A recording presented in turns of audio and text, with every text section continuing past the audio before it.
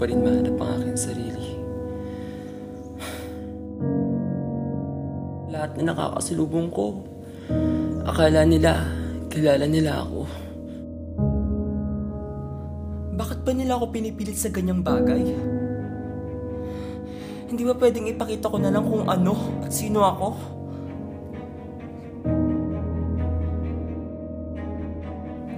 Sino ba talaga ako?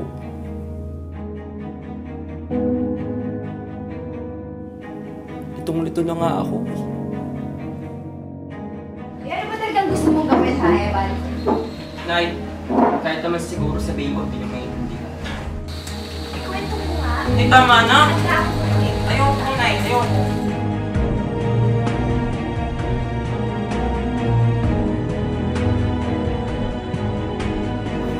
Litong-lito na ako. Hindi ko na maintindihan. Pupuluhan na ako. Ano ba talaga ako? Sino ba talaga ako sa mundong to?